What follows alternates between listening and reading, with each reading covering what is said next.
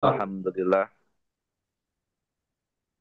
Alhamdulillah pada pagi hari ini kita dengan kejembaran rahmanianya Allah melalui guru agung kita Sayyid Syekh Maulana Muhyiddin Muhammad Abdul Ghazaful Masdul masih diberikan kesempatan hidup dan masih disehatkan. Juga dikumpulkan oleh Allah dalam manaqib internasional secara online. Kita berada di bulan Rabiul Tsani, bulan ke-8 Ramadan.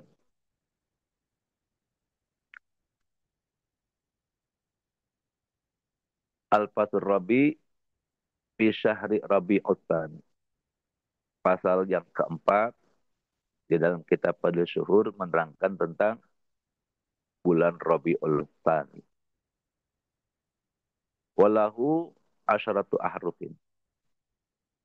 Bulan Rabiul Tsani ada 12 huruf. Ada 10 ya, ada 10 huruf. Wahya ar-ra'u wal ba'u wal ya'u wal ainu wal aliful awal wal lamul tsani walam walam wasa wal alif usani wan nun wal ya usani. Saya ulangi, bulan Rabiul Tsani memiliki 10 huruf, yaitu yang pertama huruf ro, yang kedua huruf ba, ketiga huruf ya, keempat huruf ain, kelima huruf alif yang pertama, keenam huruf lam, ketujuh huruf sa, kedelapan huruf alif yang kedua, kesembilan huruf nun, dan yang terakhir 10 adalah huruf ya yang kedua. Fa'amarra fi hadza syahr ar-rain. Huruf ro pada bulan ini diartikan ar-rain. Rain, kotoran hati. Atau noktah, hitam pada hati. Akibat berbuat dosa atau maksiat. Dan juga rain ini sebagai penyakit hati. Wahuwa al-hijabul ha'il. Rain ini kotoran hati atau noktah hitam pada hati yang diakibatkan oleh dosa dan penyakit-penyakit hati adalah hijab. Hijab yang menutupi. Bainal qalbil abid wa ma'budi. Antara hati seorang hamba kepada Tuhannya. Bismillahil hayatin nafasaniyah. Dengan sebab apa? Dengan sebab mengikuti hawa nafsu. Warusuhul zulmati jismani.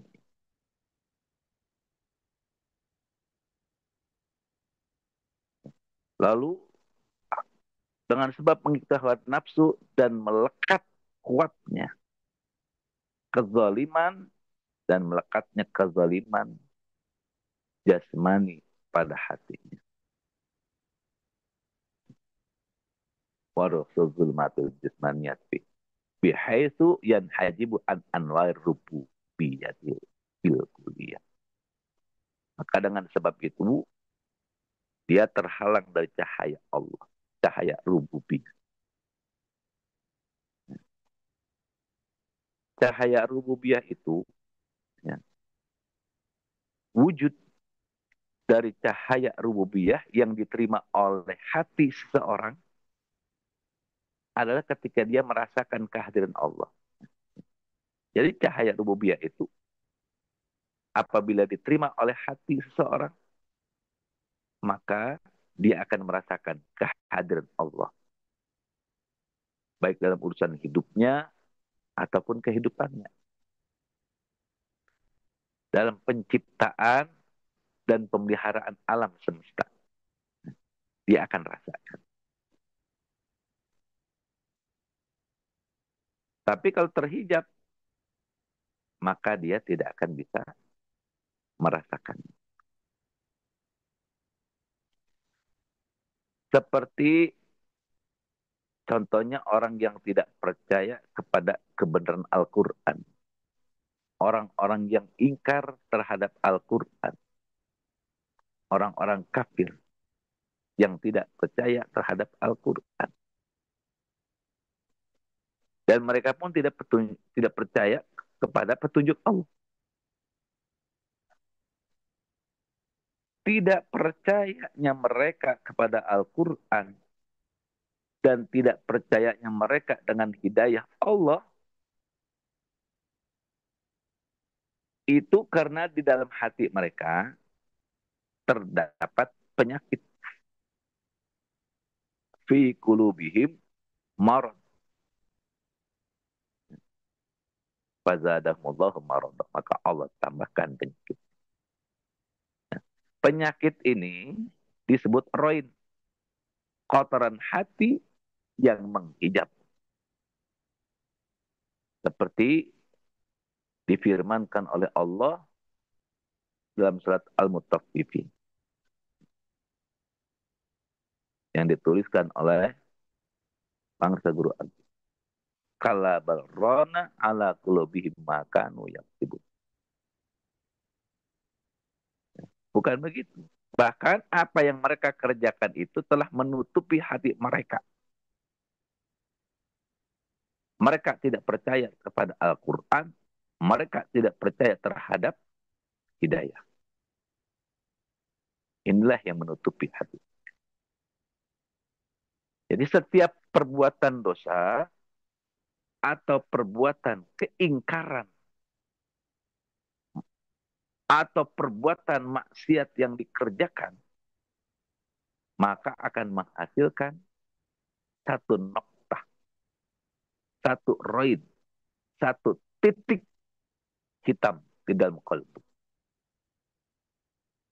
Dan apabila dikerjakan berulang-ulang, jika tidak diikuti dengan taubat, rujuk ilallah, kembali kepada Allah, maka akan meninggalkan noda pada hati yang semakin hari, semakin lama akan menutupi hati tersebut. Karena hati itu pun sama seperti besi.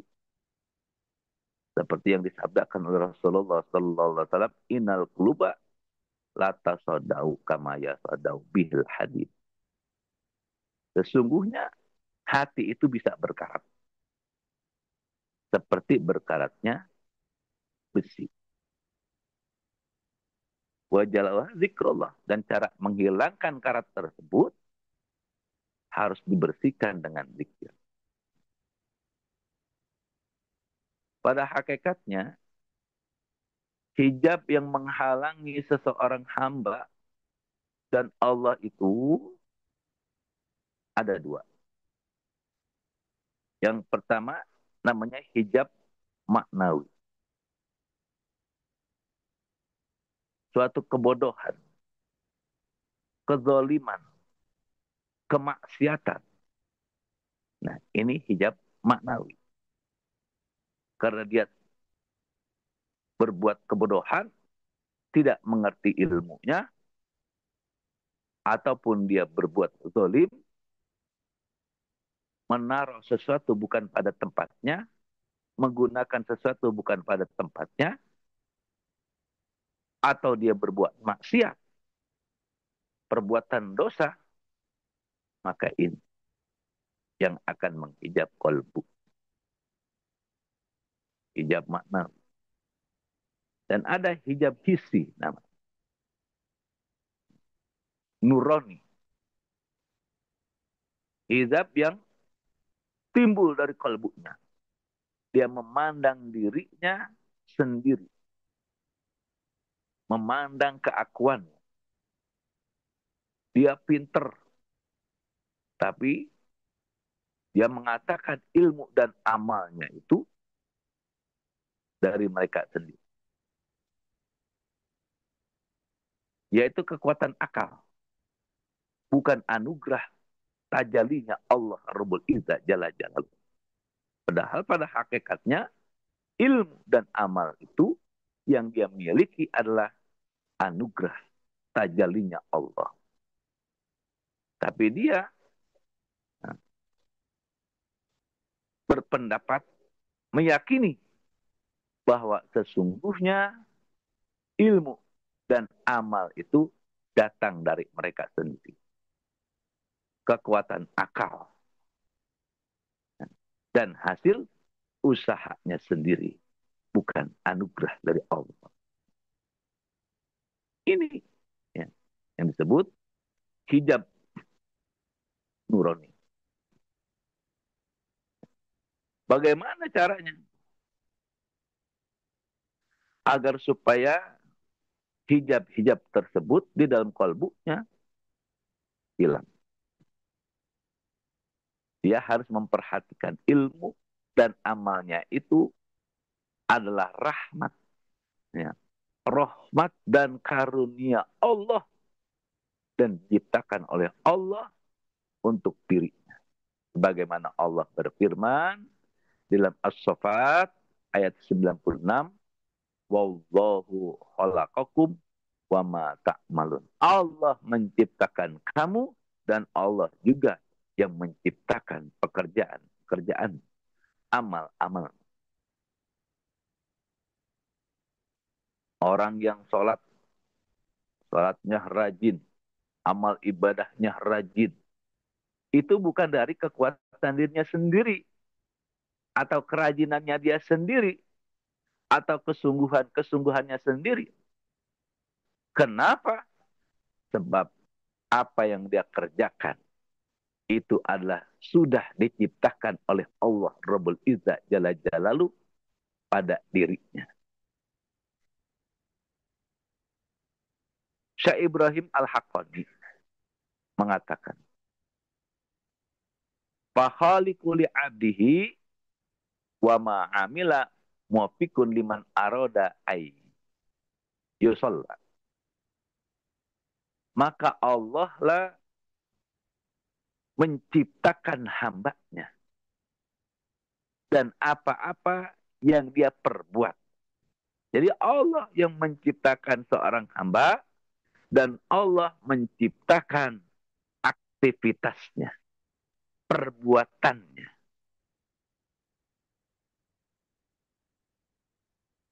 Baik itu amal soleh maupun amal toleh. Amal baik ataupun amal buruk. Itu sudah diciptakan oleh Allah Rabbul Izzah Jalla Jalaluhu pada diri seseorang.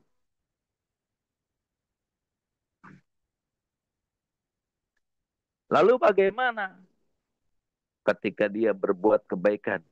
Itu dianugerahkan oleh Allah, dimunculkan oleh Allah. Lalu bagaimana ketika dia berbuat keburukan? Maka itu pun diciptakan oleh Allah Rabbul Izzah pada diri. Hingga nanti bagaimana Allah memberi taufik kepada orang tersebut yang dikehendaki untuk usul sampai kepada Allah. Jadi dia perbuatan buruk, berbuat buruk. Ada yang tidak mendapatkan hidayah, ada yang tidak mendapatkan taufik, sehingga pekerjaannya selalu dalam perbuatan buruk, selalu bermaksiat. Karena dia tidak dikehendaki oleh Allah untuk mengerjakan amal saleh. Ada juga orang yang mendapatkan taufik dan hidayah oleh Allah ketika dia berbuat buruk, maka kemudian diangkat oleh Allah Rabbul Izzah Jalla Jalaluhu menjadi orang baik. Karena kata pengertian, Guru Agung tidak akan terlihat baik kalau tidak diawali dengan buruk. Nah, jadi untuk mengetahui kebaikan pada diri kita itu adanya keburukan.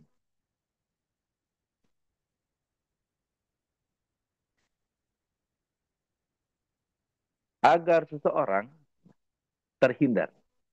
Bagaimana caranya kita terhindar dari keegoisan? Yang memandang ilmu hasil kita, yang mencari pekerjaan kita, hasil kita, yang usaha. Nah, bagaimana agar terhindar dari perhatian terhadap ilmu dan amal kita? Ini tentu dengan mengetahui ruhani dan sesuatu yang ada di dalam. Kita harus tahu diri kita. Man arfa nafsah faqad arfa rabbah. Kita harus mengetahui ruhani kita. Dan apa yang ada di dalam ruhani kita. Tentu ini sulit. Tidak mudah. Ya. Oleh karena itu, kita butuh ya, bimbingan dan bantuan orang lain. Ya. Siapa? Orang yang dapat menuntun kita, mengantarkan kita kepada kebaikan tersebut, yaitu guru mursyid. Ya. Mursyid kamil, mukamil. Orang yang memberi petunjuk yang sempurna dan bisa menyempurnakan. Jadi ilmu dan amal yang kita kerjakan itu kadang-kadang dapat menghijab diri kita. Jadi ilmu dan amal bisa menghijab seseorang. Di antaranya lagi ketika kita beramal, kita beribadah kepada Allah. Tidak sampai-sampai kita kepada Allah. Kenapa? Sebab keinginan nafsu tadi. Keinginan nafsu. Yang dikatakan, jadi ya, hijab yang menutup itu adalah ya, bistilahil hayatin nafsani. Ya, mengikuti hawa nafsu. Beribadah yang diajarkan oleh guru agung kita ketika kita berzikir, ilahi anta maksudi waridoka matalubi atin mahabbataka wa ma'rifatak. Ini.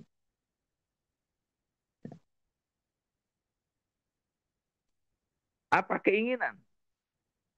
Keinginan mendapatkan kompensasi di dunia ataupun akhirat. Banyak orang yang beribadah, berzikir, manakibah dan sebagainya ingin agar supaya usahanya maju. Ada yang ingin mendapatkan jodoh. Ada yang ingin keluarganya sakinah, mawadah, warahmah. Pada sesungguhnya, pada hakikatnya ini semua adalah rain. Ya, yang menghijab antara seorang hamba kepada Allah. Jadi selain ilmu ya, dan amal perbuatan kita, yang menghijab kita adalah keinginan mendapatkan kompensasi di dunia. Ingin mendapat jabatan yang tinggi. Ingin menjadi seorang yang berwibawa, ditakuti. Macam-macam keinginan dunia. Kehormatan, pangkat, jabatan. Keinginan untuk tampil sebagai seorang pemimpin. Ingin terkenal. Ini keinginan keinginan syahwat duniawi yang menghijab seseorang ketika beribadah kepada Allah Rabbul Izzah Jalla Jalaluh, ketika dia berzikir. Ada lagi orang yang ketika berzikir, beribadah kepada Allah Rabbul Izzah Jalla Jalaluh, ingin mendapatkan kedudukan, makom, makom mukasyafah, makom ma'rifat. Wah, keinginannya. Ingin dibukakan pengetahuan-pengetahuan gaib. Nah, ini tidak boleh.